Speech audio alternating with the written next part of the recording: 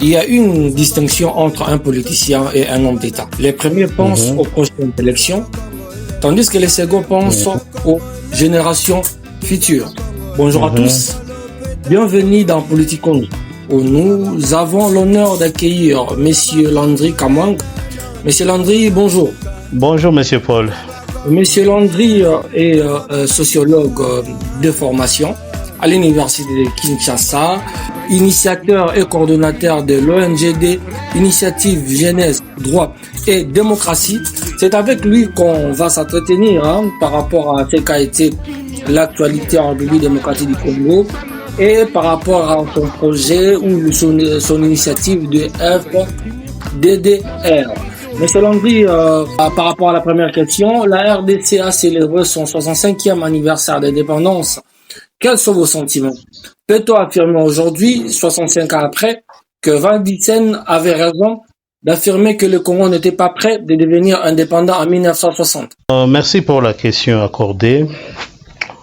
Bon, je crois que 65 ans après, normalement, on devrait être vieux, normalement, sur tous les plans. Mais c'est que nous constatons que c'est la République qui avance en termes d'âge, mais en termes de différents renseignements ou différents facteurs qui renseignent qu'une République grandit, il y a à boire et à manger là-dessus. Parce que le parcours de l'âge de la République est parti de l'âge précolonial, l'âge colonial, l'âge post-colonial. Donc si nous parlerons de la République a grandi, à 65 ans, on devait être mature et donner des leçons aux autres.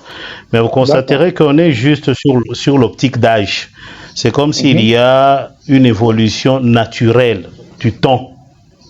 Mais en termes de république, là, il faut se poser beaucoup de questions parce que il faut mettre beaucoup de facteurs en jeu. D'abord, il y a l'âge précolonial qui a été interrompu par la colonisation qui a produit ses effets. L'âge de la République a commencé avec la prise de conscience où le Congolais a dit que non, il faut que le territoire me revienne.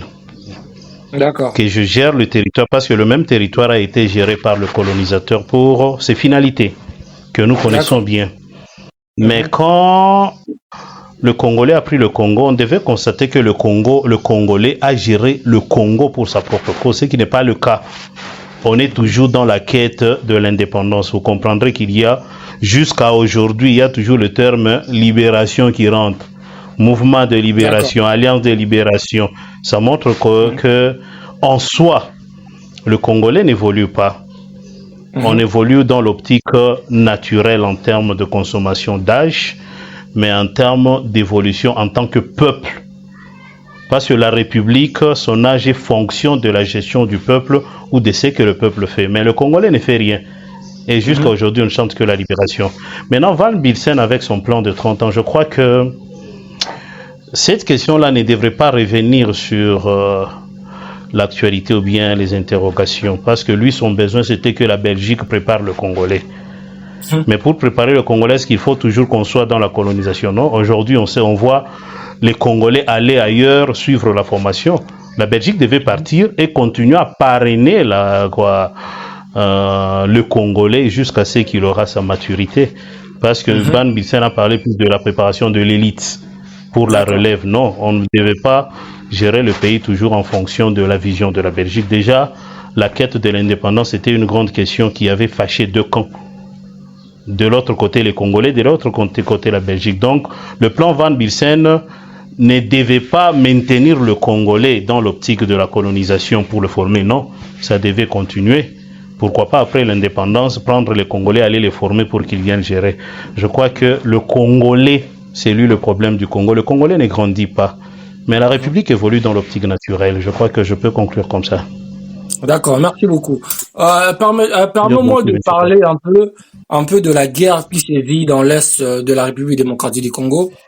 La RDC et le Rwanda ont conclu un accord de paix sous la supervision des États-Unis. Malgré cet accord, il y a des provocations verbales du Rwanda envers le Congo. Quelles mesures pouvons-nous prendre pour que l'Est retrouve la paix d'une manière définitive? Bon, je crois que parler d'une manière définitive, bon, la paix d'abord c'est une conclusion d'entente entre les parties en conflit. D'accord. Et la conclusion là, c'est un jeu d'intérêt. Je ne sais pas. Tant que nous n'identifierons pas l'intérêt de chacun, on sera toujours en guerre. Aujourd'hui, qu'est-ce que le Rwanda cherche au Congo? Parce que le Congo n'est pas au Rwanda. Mais c'est le Rwanda qui est au Congo. C'est-à-dire, c'est une provocation qui attend une réaction. Maintenant, je ne sais pas du côté de Congolais comment ils sont mobilisés. Parce que les Rwandais ont réussi à dénationaliser leur quête de l'espace au Congo. Pour se procurer c'est dont eux-mêmes identifient en termes d'intérêt. Est-ce que le Congolais également, s'il faut attaquer le Rwanda, qu'est-ce que nous poursuivons? Et si par exemple que le Rwanda nous laissait le Congo entièrement, c'est quoi la vision que nous avons? Donc ça rejoint toujours la question de l'indépendance. On n'est pas indépendant, on dépend de tout. Il fallait que le Congo ait sa politique pour qu'il identifie facilement que l'attitude du Rwanda est une agression. Mais vous verrez jusqu'à aujourd'hui, il y a toujours des problèmes. Le problème, c'est comme de la mobilisation. On n'a pas la même définition sur la crise ni la guerre. On n'a pas la même définition sur les intérêts. On n'a pas la même définition sur l'identité. On n'a pas la même définition sur les valeurs qui tiennent la République. On n'a pas la même définition sur la démocratie. Maintenant, est-ce que pouvons-nous parler de la paix? Vous comprendrez que déjà à l'interne, nous avons des problèmes. Et puis nous avons des problèmes avec le voisin. Mais l'accord a été signé. L'accord est signé, c'est pour trouver un compromis. Mais les provocations continuent. Chacun sait ce qu'il cherche. Parce que dans le processus de la guerre, il y a ce qu'on appelle la guerre d'offension. On vient vous provoquer pour que vous entriez en guerre. Maintenant, c'est aux perdants et aux gagnants d'avoir une attitude conséquente. Est-ce que dans cet accord, c'est le Congo qui est gagnant? Si c'est le Congo qui est gagnant, Rwanda vous sera fâché. Si c'est Rwanda qui est gagnant, le Congo aussi va répliquer. Maintenant, nous, quand nous réagissons à quoi? Maintenant, il y a des provocations. C'est en route vers une nouvelle guerre. C'est dans l'optique dialectique. Il y a donc les nouvelles conclusions que nous avons aujourd'hui, que nous appelons accords, sont la cause de la prochaine guerre. Quitte au Congo de savoir quel est le jeu qu'il faut mener pour que réellement emballer peut-être le Rwanda dans son optique pour qu'on espère à une paix. Parce qu'en termes de guerre, il n'y a que trois conclusions. Soit vous êtes gagné, vous subissez, soit vous sortez nul et vous signez les accords, soit c'est vous qui gagnez et vous imposez votre option. Donc dans le cas du Congo, parler de la paix parce qu'il y a une grande infiltration, ce qui fait qu'on n'a pas une même opinion. On a plusieurs opinions, ce qui fait que ça ouvre plusieurs fronts. On ne sait plus à quelle conclusion il faut se vouer. Nous assistons à des arrestations en série des officiers de l'armée et de la police congolaise pour haute trahison. Est-ce que ces arrestations remettent en cause sérieusement les relations entre l'élite politique et militaire congolaise? Bon, je ne sais pas. Il y a la loi qui régit chaque secteur, je pense. Il n'y a pas très longtemps qu'il y a eu une loi qui avait prévu la manière de traiter ceux qui seront qualifiés de traîtres. Je pense qu'il n'y a pas très longtemps, ça nous a amené jusqu'au point d'envisager la mort. Dans la peine de mort, je peux dire ça. Et la façon de traiter de militaires, l'armée, c'est un service sous commandement, dont le commandant suprême, selon nos lois, c'est le président de la République. Donc une fois que tu sors dans la philosophie du président de la République, directement tu as un problème avec le commandant suprême, c'est comme si tu as désobéi à l'éthique ou au principal fondement de l'armée qui est la discipline. D'accord. À l'armée, c'est la loi. Maintenant, aujourd'hui, il y a un problème. Ce n'est pas dire qu'on est en train d'arrêter pour arrêter, mais il y a toujours une cause. L'armée doit demeurer plutôt apolitique. L'armée ne doit pas être au service d'un régime ou au service d'un point de vue. L'armée a une mission qui est neutre. Maintenant, si il y a des arrestations, maintenant c'est l'élite politique. Moi, je pense qu'il faut corriger ce terme-là. Ce n'est pas l'élite politique. Il y a le régime qui gère la République pour le moment. et le régime qui a géré la République par le passé, qui sont en une guerre qui ne se manifeste pas, peut-être une guerre froide. Maintenant, on s'est retrouvé avec deux camps. Dans l'armée, il y a l'infiltration de volonté. Maintenant, quitte à l'armée de savoir aux éléments, pas à l'armée, aux éléments de l'armée, soit de suivre la voie officielle. Mais une fois on quitte la voie officielle directement, c'est de la haute trahison. La loi prévoit que les traîtres doivent être arrêtés. C'est-à-dire, moi je m'abstiens à dire que ce sont des arrestations arbitraires, quitte à chacun de répondre, parce que la Constitution prévoit peut-être pour terminer que il y a un châtiment pour ceux qui gèrent en violation de la Constitution et il y a un châtiment pour ceux qui se lancent à la rébellion, c'est-à-dire chercher à prendre le pouvoir par les armes. Et nous savons que maintenant là, il y a cette crise-là. Il y a ceux qui cherchent à prendre par les armes. Il y a ceux aussi qui cherchent peut-être à gérer le régime. On n'est pas dans ces débats-là. C'est-à-dire que quitte à chacun de répondre par rapport à ses responsabilités. Parlons un peu du FDDR. Pourriez-vous expliquer qu'est-ce que c'est le FDDR? Quels sont ses buts et objectifs que le FDDR s'est donné? Bon. FDDR, que peut-être en passant, je peux donner en large, et allant en large, c'est Front pour le développement durable de la République. Nous avons constaté que depuis l'accession du pays à l'indépendance jusqu'alors, la mobilisation n'a toujours pas eu lieu. Et la cause de l'échec de la République dans son avancée, c'est la question du manque de mobilisation.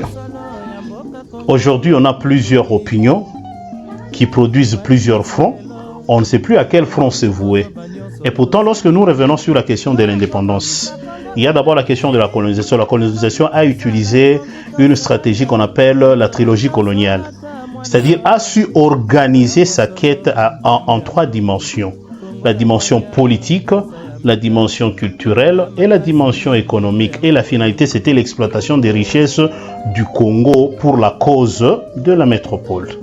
S'il fallait parler peut-être de l'indépendance, il fallait d'abord maîtriser d'abord les éléments qui ont tenu la colonisation, soit les convertir à notre avantage, soit, et c'est un peu de créer une figure qui a plusieurs côtés par rapport à la figure qu'a utilisée la colonisation. C'est à ce niveau que FDDR vient intervenir. C'est comme si nous continuons la quête de l'indépendance. Maintenant, c'est sur le plan économique, parce que la finalité du FDDR, c'est purement économique.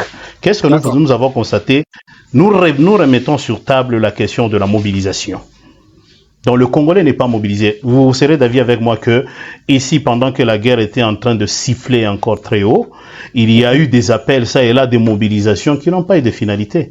Or, celui qui tient l'arme ou qui tire l'arme, c'est la conscience, ce n'est pas la personne physique.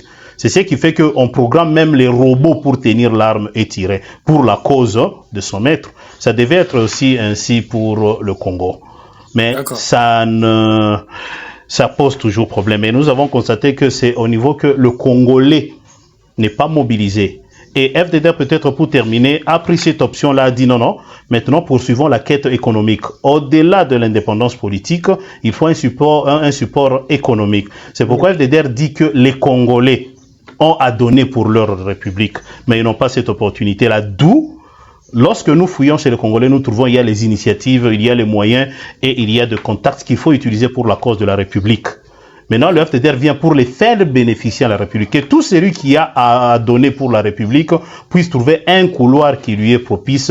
Et ce couloir, nous l'appelons le FDDR. Ça veut dire quoi? Il vient réunir les initiatives, les moyens et les contacts pour la cause de la République. Donc, d'emblée, c'est comme ça qu'on peut présenter le FDDR. Donc, nous tournons autour de la participation citoyenne. Et l'objectif est que chaque citoyen qui a une idée pour le pays puisse se retrouver à l'aise et encadré jusqu'à ce qu'il donnera ce qu'il avait prévu pour son pays. Je crois que pour le FDDR, le premier élément fourni sont ceux-là.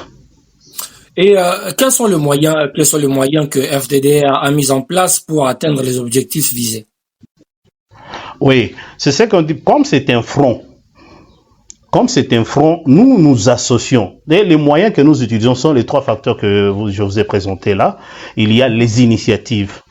C'est-à-dire, la première des choses, c'est d'abord identifier les initiatives, identifier les porteurs des initiatives pour la cause de la République. Il faut permettre aux Congolais de participer à la construction de sa République. Vous comprendrez que depuis le début de la République, le Congolais n'a jamais été en scène. On trouve que quelques groupuscules aujourd'hui qui se constituent en caste. Maintenant, qu'est-ce qu'il fallait faire? La première méthode, c'est l'invitation, la mobilisation, la vulgarisation de l'idée. Nous produisons des conférences, nous faisons de l'évangélisation, permettez le mot de porte à porte, pour que chaque Congolais puisse comprendre que la cause du blocage de la République, c'est la non-participation du Congolais ou du destinataire du développement de la République au développement de sa République. Donc, on n'est pas acteur pour notre propre cause. Donc, le premier moyen, c'est la mobilisation. Et le deuxième moyen, c'est identifier maintenant. Nous sommes toujours dans les démarches pour identifier, au-delà de ceux qui ont des initiatives, qui peuvent avoir de moyens. Il y a de ces gens qui peuvent samedi, c'est qu'on dit à Lingala Mukolongulu, aller à Mouananaye. Ils peuvent facilement vous dépenser $2000 juste pour le loisir. Et pourtant, nous en avons besoin pour consolider la mobilisation. Je crois que, et ensuite, nous avons besoin de contacts. Nous sommes toujours dans les va-et-vient pour savoir qui peut nous offrir quel contact dont nous avons besoin. C'est comme